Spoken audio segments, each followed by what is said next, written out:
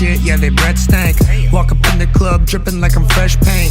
I can see through the facade like an... What's going on, fight fans? It's another great day when you love MMA. Welcome back to Matty Fight Talk. Bellator 294, it's going down April 22nd at the Blaisdell Arena in Honolulu, Hawaii. Now, Bellator is one of those organizations, man, they always keep going back to Hawaii, and you gotta love it. They usually do a double header type of deal where they have two big cards in 2 days. So I'm very excited to announce that the champion, Liz Carmouche, will be taking on Bennett for the second time. It's going down at 125 in the women's division. Bellator always doing their thing, man, putting on big fight cards one after another. The co-headliner for that fight is going to be Tim Johnson taking on Sowma. So this is going to be fun, man. We got another big Hawaii stacked fight card. Liz Carmouche, you know, she's getting up there in age. She's 39 years old with a record of 18-7. She has 8 KOs and 4 submissions. Bennett, on the other hand, 38 years old. Also, you know, getting up there in age for this fighting stuff. 13-7-1, 2 KOs, 2 submissions. Now, right now, Carmouche is on a 5-fight win streak. She's currently undefeated in Bellator. She's also defeated Bennett in her Bellator debut via a 3-round decision. So these women have already gone at it. Bennett's now going to fight her for the title this time. So they have experience facing each other. It's going to be a very interesting matchup to see if Bennett can make those changes, make those adjustments that she faced in the first fight, and see if she can turn it around and come out with the victory here. Now, Bennett, she's on a 3-fight win streak. She is 3-1 in Bellator. So both of these ladies are doing some serious work underneath the Bellator banner. Now, Carmouche is a very tough fighter to me. I think she's extremely well-rounded. She hits hard, and she's very good on the ground. Bennett, on the other hand, very durable, has a very solid fight style as well. For this fight, I don't know, man. It's going to be tough to go against Liz Carmouche because I've seen her grow so much since her days in the UFC. I just think already having the victory against Bennett is definitely going to help her in this fight. I mean, they're around the same age, and she already has the victory in the first fight. Bennett, I'm sure, is going to bring it. She's a dog, but I just see Carmouche getting the job done.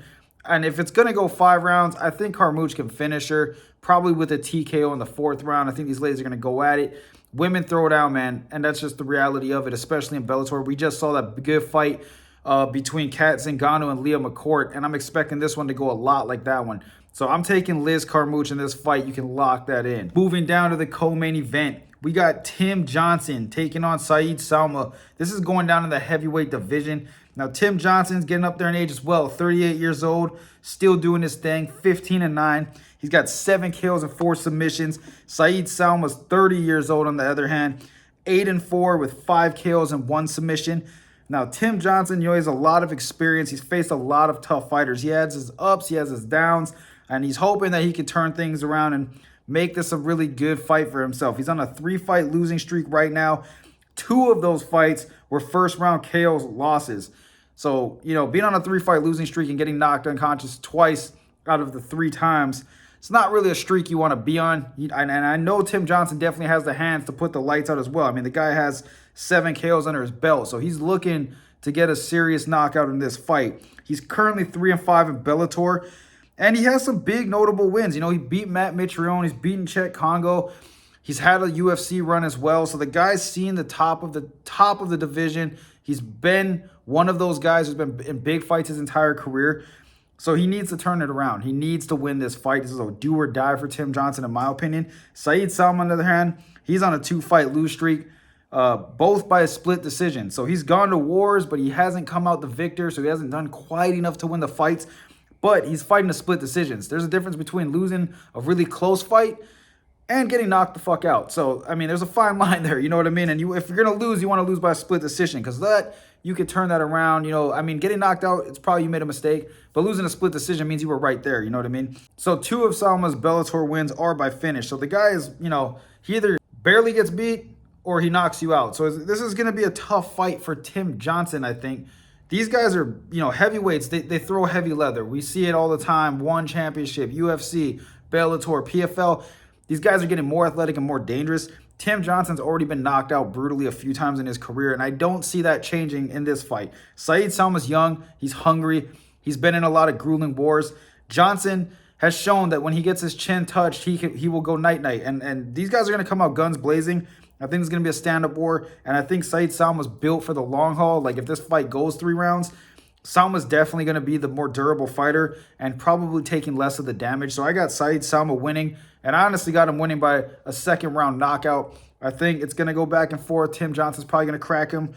Sowma's going to eat it. Like I said, he's a durable fighter, and I think he's going to come back and he's going to get a knockout finish in round 2. So I got Sowma winning this fight. You can lock that in. Moving a little bit further down the fight card, we got Arlene Blencow taking on Sarah McMahon. Now, this is going to be a very fun fight. These ladies are throwing down at 145. Now, Blencow has fought in Bellator since 2015. She's 9-5 in Bellator, 3-2 in her last 5. So, right there. Her last loss was to Chris Cyborg with a 5-round decision, and that was an absolute war. Now, the only problem I see with Blencow is that she's been submitted 5 times in her career. So, a little bit rough there. She's 15-9, like I said, 8 KOs, 1 submission under her belt.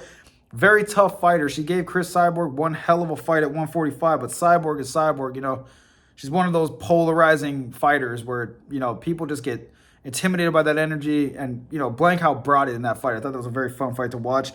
Now, Sarah McMahon, on the other hand, 42 years old. She's still doing the thing. 13-6, got 2 KOs and 4 submissions. She's making her Bellator debut with this fight. It's going to be very fun to see her move over to Bellator. I mean, she's a lot older, so, the years are running out of fighting, but fought in the UFC since 2013 with a 7-6 record. Sarah McMahon's one of those fighters, man, where she's just very, very tough, very grueling style, very endured style, where it's like they grapple a lot. There's a lot of exchanges, fight, the stand-up, the takedowns, all that stuff. She mixes it in very well, but she's had a lot of ups, lots of downs in her career. I think Arlene Blenkow's a little bit more, tough. I got to give her the toughness factor. If she can stuff takedowns, she's definitely winning this fight, especially if you can go 5 rounds with Cyborg.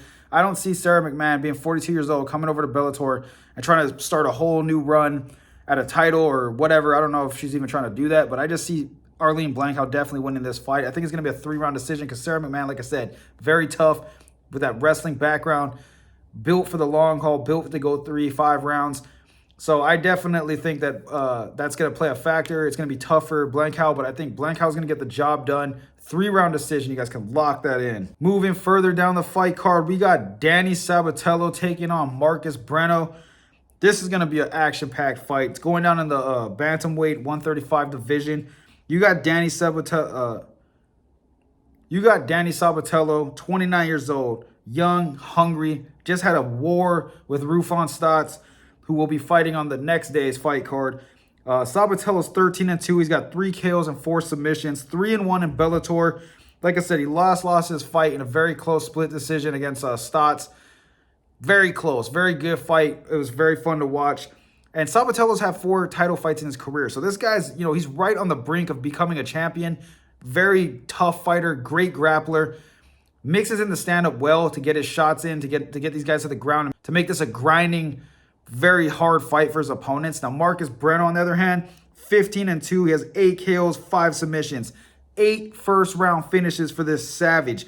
Trains out of Teixeira Fitness, so he's working with Glover, Alex Pereira, and all of those bad dudes that work over there with Glover Teixeira. That's a great fight camp to be coming out of, especially right now. He won his Bellator debut via 3rd-round decision. Both of these guys have very interesting fight styles. I mean, both are grapplers, both are grinders. And I hate to say that about, most of the people on the fight card, but besides Tim Johnson and Sowma, a lot of these guys are grapplers. A lot of these ladies, men, whatever, they're grapplers. They have that grinding style. So this is probably going to be a 3-round decision because Sabatello, he's a finisher, but, I mean, if he's not going to tap this guy out, I don't know if he's going to knock him out. So I definitely think Danny Sabatello is going to get the win. I think he's going to win a 3-round decision unanimously.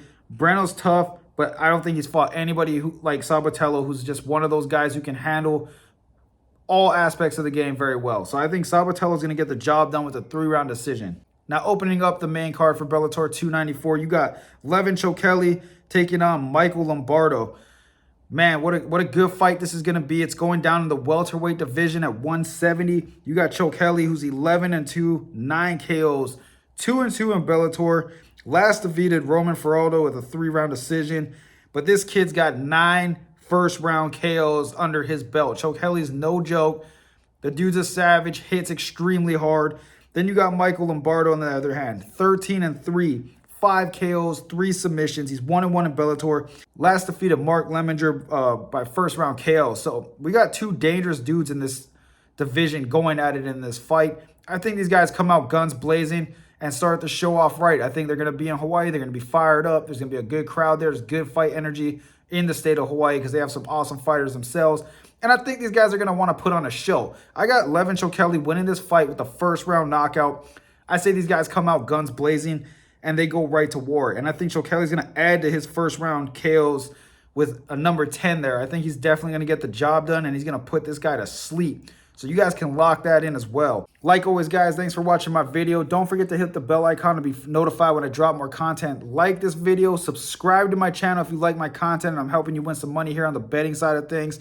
But like always, guys, thank you. Thanks for the support. Keep on supporting. Don't forget to check out my TikTok where I post fight videos daily. I'll see you guys in the next one. Haters talking shit, yeah, they bread stank. Walk up in the club, dripping like I'm fresh paint.